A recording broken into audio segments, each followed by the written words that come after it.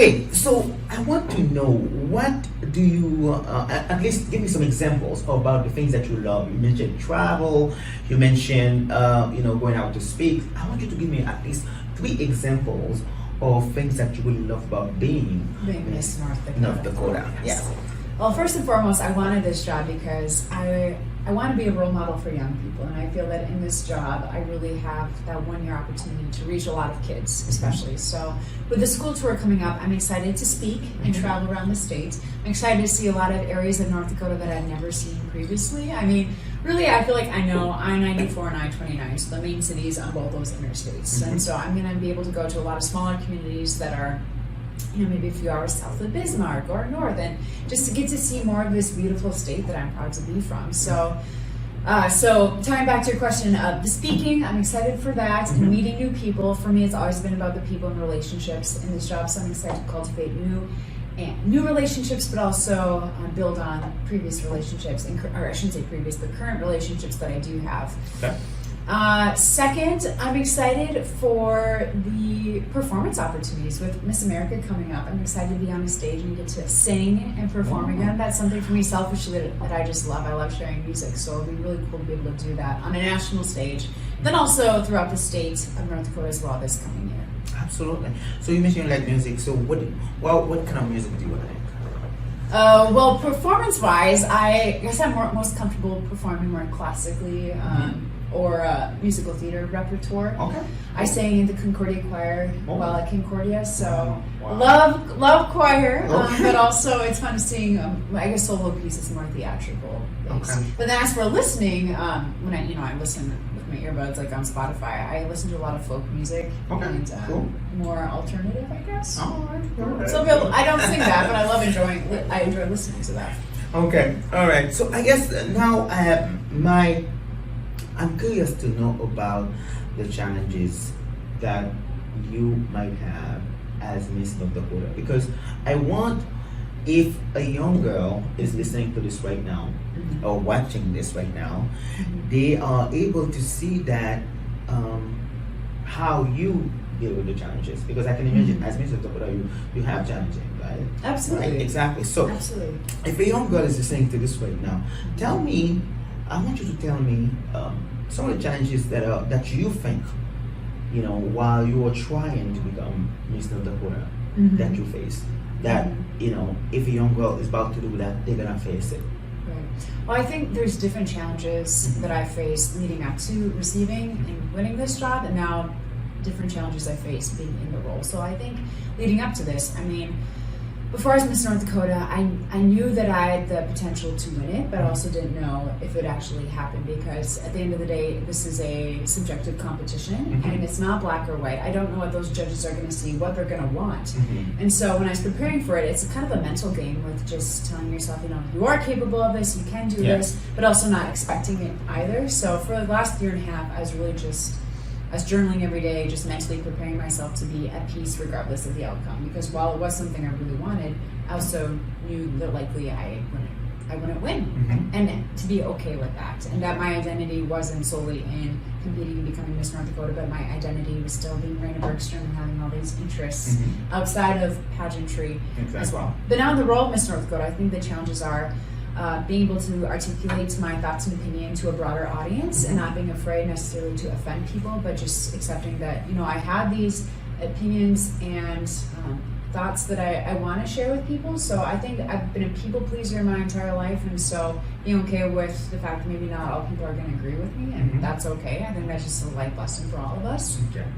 Also the traveling, I've heard from a lot of former Miss North Dakotas that it can be somewhat an isolating year, because while you are seeing people and engaging in all these community events, at the end of the day, you get back in your car, maybe you'll drive for 5 hours by yourself and stay in a hotel room by yourself at night. It's a very unconventional year in that I'm really, in a sense, a full-time freelancer, but I'm also I have a crown on my head. It's very different than anything else I've ever done. You guys are doing good in here though? We're recording a video. That's okay. That's okay. Okay. Yeah. Okay. So we'll keep going with the conversation, obviously. So we are still at the Urban 42 a restaurant. That's why you realize sometimes people might step in the room and ask the questions, not knowing that we are recording. We are having professional lunch, so we apologize if there is, if there's some disturbance of some sort. Great hospitality. Yes, exactly.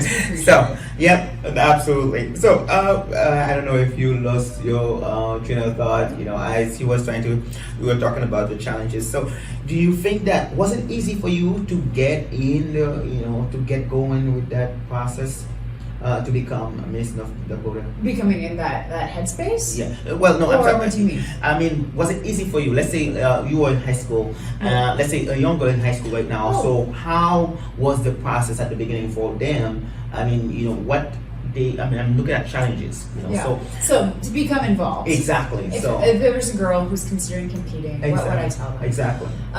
No, I don't think there are many obstacles. Well, there are some challenges, but I think it's a lot more daunting than people actually, or it's not as challenging as people might initially realize. Okay. Because I think some people see it as like there's all these areas of competition that they need to prepare, which yes is true, but really you have to prepare 90 seconds of talent, which is a minute and a half. That is so short. You can come up with a talent. A lot of people tell me, well, Raina, I don't have a talent. I don't know what I'm going to do.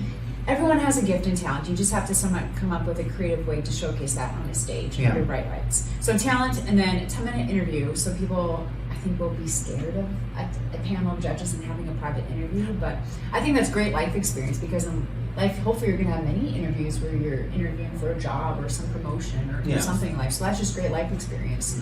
And then speaking on stage, I mean, these are life skills that I think for so many girls would be great for them to practice. Because, like I just said, you're going to have to be able to do this going forward in life. Yes. But then also having a gown, an evening gown dress, I think people see that and like, oh, it's expensive to buy a dress. Well, you can borrow. Again, my first few years competing, I borrowed dresses from friends. So I didn't spend a dime on any of that.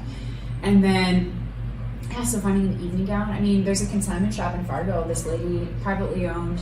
You can find outfits for relatively cheap at this consignment store because it's all secondhand. Or apps like Poshmark or eBay. Yeah. You can find things for affordable prices. You don't have to spend hundreds and hundreds of dollars. Absolutely. So I think those are some of the obstacles that people will often see. But I mean, I signed up for my first local competition 3 days before, and I ended up winning. So I mean, you can do it. I think that people are scared by some of those things, but I think that people just need to be brave and take the jump, because I find that when I leap and take the jump, I rarely regret it. Wow. Yeah, even if you don't succeed, but you still learn from the experience. You meet people and you gain an experience. Wow. I can tell you, I have such a great professional lunch with Miss Raina Bedstrom today, and we switched to video, and I know that as usual we have audio, so we're gonna try to get you guys part of the audio and then part of the video all together at some point. But Miss Raina, I want to thank you so much for spending the time with me today, and I know that this is not gonna be the last time you come to have a professional lunch with me, because it was fun, the conversation was fun, the food was good, they are taking good care of us here at Urban 42. So I have to leave the door open for us to have another professional lunch. Absolutely. Yes. Now, this is the part that I tell you. It's up to you to make today a great day. So have a great day.